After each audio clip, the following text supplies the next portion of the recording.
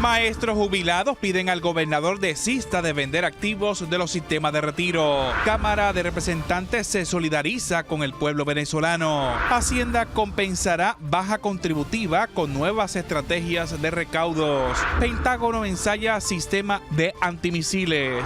Papa Francisco aprueba nueva vía para alcanzar la santidad. Esto y más en esta edición estelar de Noticias 13.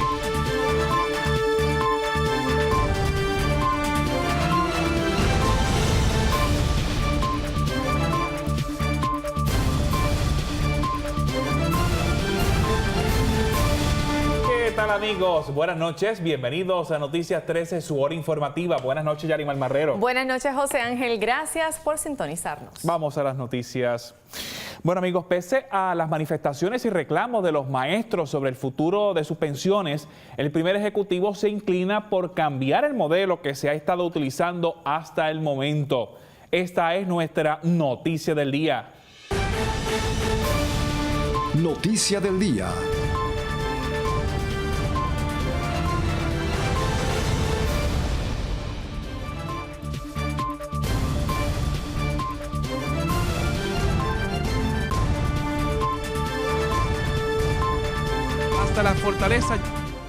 Hasta la fortaleza llegaron pensionados del sistema de retiro de maestros agrupados en el capítulo de jubilados y pensionados de la Federación de Maestros. Esto para tratar de evitar que el gobernador Ricardo Rosselló apruebe la resolución de la Cámara 188 que eliminaría finalmente el sistema de retiro, sustituyéndolo por uno similar al de 401K. Haciéndole un llamado a que haya alternativas y que escuche otras alternativas antes de la resolución que le enviaron, una resolución completamente informal de los legisladores, que estábamos buscando legisladores que hicieran cosas distintas. Por eso nos reunimos con Mari Carmen Más y terminó siendo una más. Queremos legisladores que pasen a la historia haciendo proyectos de envergadura y de protección al ciudadano, no que sigan vendiendo los activos del país. Pedro Pastrana, portavoz del grupo, insistió que mientras la legislatura le dio la espalda a los maestros retirados y activos, han solicitado que el gobernador no haga lo mismo, ya que vender los activos de todos los sistemas de retiro sería algo nefasto tanto para el Estado como para el futuro de sus pensiones. El proyecto ya está sometido a la fortaleza.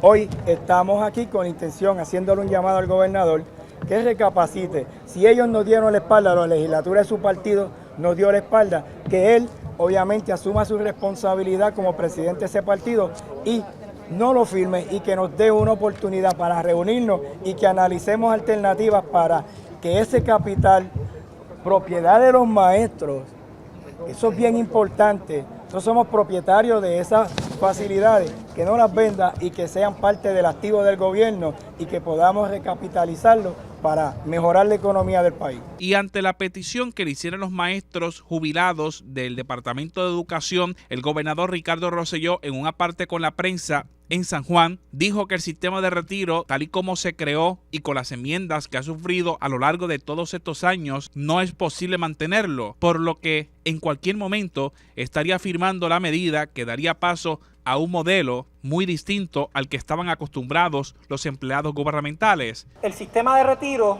bajo un fondo de retiro se acabó. Eso ya no existe.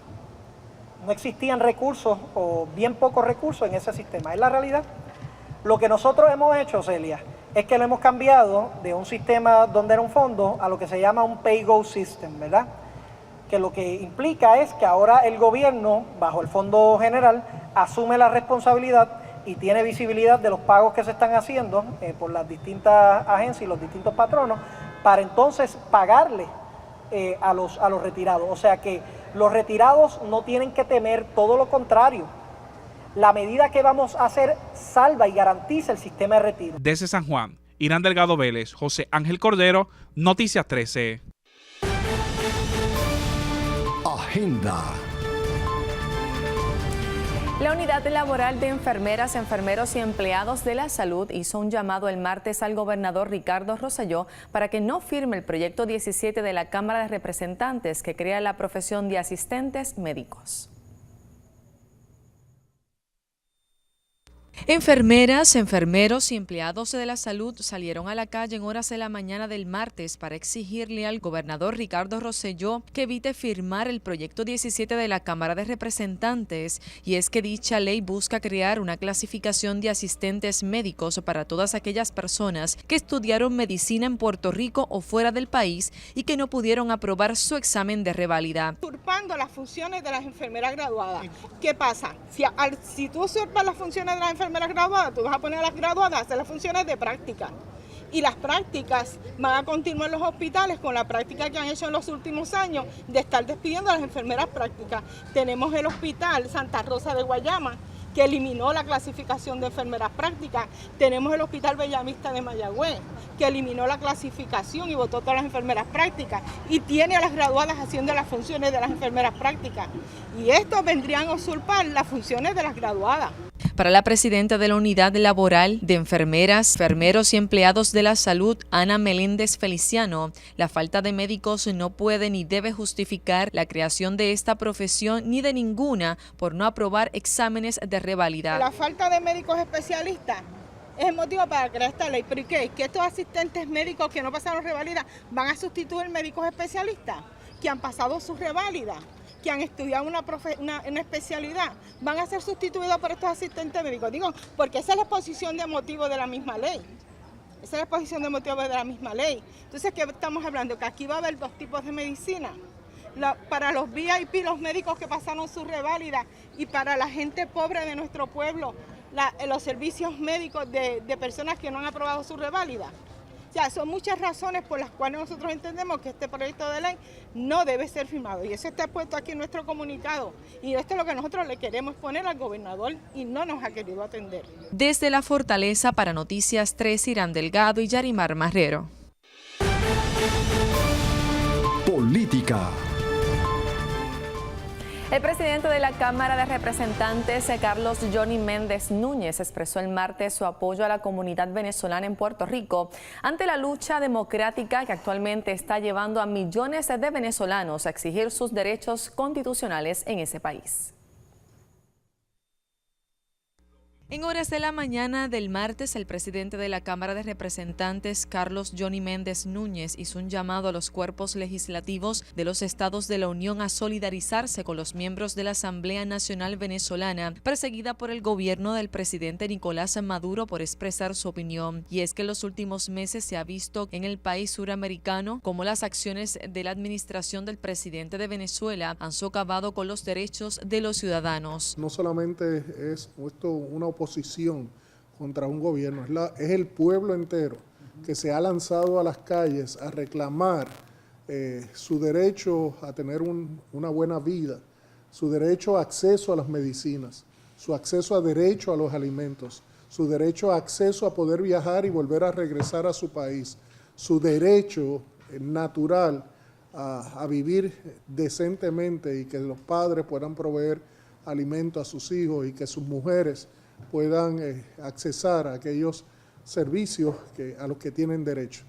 Yo creo que las imágenes que se ven y que surgen del pueblo venezolano son más que elocuentes. Las expresiones del presidente de la Cámara surgen luego de sostener una reunión con varios integrantes de la comunidad venezolana en Puerto Rico, los cuales expresaron su preocupación por la crisis constitucional y humanitaria que atraviesa la nación. En los últimos 100 días, sobre 90 personas han muerto durante las protestas en contra de las medidas de opresión del presidente de Venezuela, Nicolás Maduro. Durante la conferencia de prensa celebrada el martes, un grupo de venezolanos indignados por la situación explicaron que la crisis y crímenes de persecución no han cesado. Esto no es una lucha de la oposición contra el gobierno, esto es una lucha de la democracia contra la dictadura.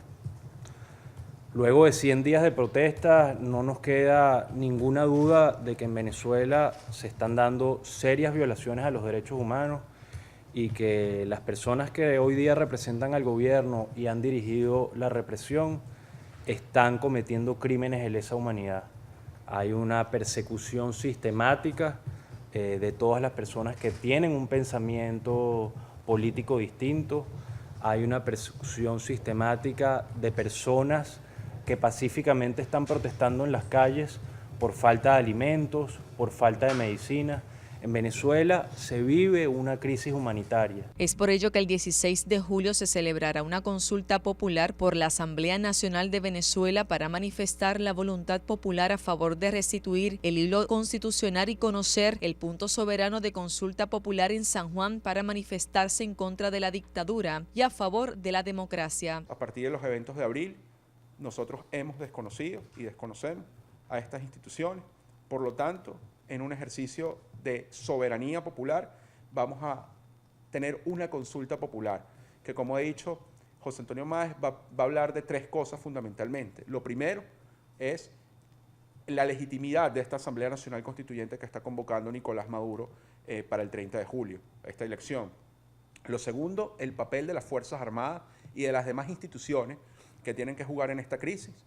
Y el tercero, cuáles serían las vías que nosotros estaríamos utilizando de manera constitucional para poder apoyar el cambio de sistema. Por último, la portavoz del grupo de venezolanos en la isla, Anabela Kogan, recalcó que la consulta busca también involucrar a los puertorriqueños a que apoyen la democracia para Venezuela. Está contemplada en la Constitución de 1999 y ahí explica, la consulta popular es una manifestación de voluntad donde se tiene que expresar en puntos soberanos. Entonces, haciendo eco y beneficio de este artículo contemplado en la Constitución, la Asamblea Nacional está convocando a nivel nacional e internacional esta manifestación de popular para medir y para demostrar que la mayoría del pueblo venezolano está a favor de la restitución del hilo de la democracia. Reportando desde el Capitolio para Noticias 13, Irán Delgado y Yarimar Marrero. Gobierno. Amigos, el proyecto de la Cámara 878 y los proyectos del Senado 369 y 284 se convirtieron en ley en busca de mover la economía local. A continuación le presentamos la historia. 3 medidas legislativas recibieron la firma del gobernador Ricardo Rosselló, según para incentivar la economía y crear nuevos empleos con énfasis especial en las pequeñas y medianas empresas. Algunas de estas compañías son una sola persona. O sea, estamos hablando de ingenieros y arquitectos que son entrenados aquí en Puerto Rico, tienen un entrenamiento de calibre global, que los buscan en todas partes, pero que no se podían acoger antes a esta ley 20 para poder exportar sus servicios a otras jurisdicciones porque no tenían 5 empleados. Ahora ese requisito no existe, o sea que esto te permite a todas esas compañías ahora asaltar y buscar en otras jurisdicciones con mayor facilidad inversión en Puerto Rico. Segundo, las compañías de tecnología, ahora tenemos una ola de programadores y unos clusters que se están desarrollando y lo que nosotros queremos es liberar a estos jóvenes que puedan innovar. Según el primer ejecutivo, estas empresas que se acojan a esta ley recibirán incluso hasta un 50% más beneficios que en cualquier otro estado de la nación americana. La ventaja que nosotros tenemos ahora es que a cualquier innovador en cualquier sitio, vamos a decir en Nueva York o en Wisconsin, que se le otorgue una de estas propuestas, nosotros en Puerto Rico le podemos decir, esa propuesta que tienes, aquí te va a rendir el 50% más para poder crear empleos aquí, empleos de alto rendimiento y potencialmente para crecer. O sea que como ven, son una serie de estrategias y yo sé que son muchas enmiendas, pero si lo puedo resumir, van dirigidos hacia los pequeños y medianos comerciantes, van dirigidos hacia los innovadores, ¿verdad?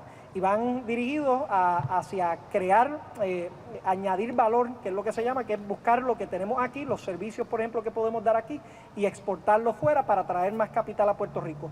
Todo eso, el efecto neto, creación de empleo. Mientras que para el director de la Compañía de Comercio y Exportación, Ricardo Gerandi, se trata de nuevas herramientas que están a la disposición de quienes quieran invertir. Son herramientas adicionales que se le presentan a los emprendedores. Bajo Puerto Rico Emprende, la semana antipasada lanzamos el programa de Industrias Creativas que en gran medida con las convocatorias del matchmaking y la aceleradora creativa buscan exportación de servicios. Así que esta es otra herramienta adicional que se le provee para fomentar la exportación de servicios en distintos sectores creativos, de innovación y de tecnología. Así que agradezco la oportunidad de que ahora con estas herramientas podamos seguir brindándolo bajo la plataforma de Puerto Rico Emprende y como parte del gran equipo de desarrollo económico. Por otro lado, el secretario de Desarrollo Económico, Manuel Lavoy, explicó que la intención número 1 es la creación de empleos para que se puedan acoger a estas medidas de desarrollo económico. La prioridad es crear empleos, incentivar y fomentar la inversión privada y que sea el sector privado los que lideren la recuperación económica que ya está ocurriendo. ¿Y cómo pretendemos hacer eso? Fomentando la innovación, fomentando el empresarismo, fomentando la innovación en la tecnología y la exportación. Por último, el primer ejecutivo señaló que el Código de Incentivos continuará en revisión porque muchos de estos otorgados no han generado empleos o por lo menos no se ha podido demostrar. La verdad es que nosotros no sabemos ni dónde están algunos de esos incentivos. Están metidos en distintas partes y la gran mayoría de ellos no están rindiendo el fruto que tienen que rendir para Puerto Rico. Por lo tanto, ¿qué hace el Código de Incentivos? 1, establece los parámetros para entonces nosotros medir el rendimiento. ¿Cuáles son algunos de esos parámetros? Pues creación de riquezas, creación de empleos, atender necesidades apremiantes en nuestra sociedad. Ya ahí está entonces el esquema. Segundo, se establece que se le va a dar oportunidad a todos los que tengan un incentivo hoy a defenderlo. Desde San Juan, Irán Delgado Vélez, José Ángel Cordero, Noticias 13. El gobernador Ricardo Rosselló hizo 2 nombramientos a la Junta de Gobierno de la Universidad de Puerto Rico, quienes comenzarán a ejercer sus funciones como nombramientos de receso. El gobernador nominó formalmente a Antonio Monroy y a Luis Berríos Amadeo a la Junta de Gobierno, que contará ahora con 10 de sus 14 miembros. Nombrado, ¿verdad? Para la Junta de la Universidad de Puerto Rico, el señor Antonio Monroy. El señor Antonio Monroy tiene un vínculo, ¿verdad?, con la diáspora de Puerto Rico. Es un experto en asuntos de estadísticas también, académico de por sí, y le añade mucho valor a lo que sería la Junta, ¿verdad? Y el licenciado Luis Berríos Amadeo. Luis Berríos Amadeo ya estuvo en la Junta. Los previos 3 nombramientos son personas que son nuevos al esquema, ¿verdad?, de la Junta de la Universidad de Puerto Rico, personas muy cualificadas y muy capacitadas, pero entendíamos que era importante también tener ese conocimiento institucional ¿verdad? Luis Berríos Amadeo es un profesional de alto calibre, abogado y militar, y me enorgullece poder hacer esos 2 nombramientos hoy para seguir llenando lo que van a ser esas vacantes en la Junta de la Universidad.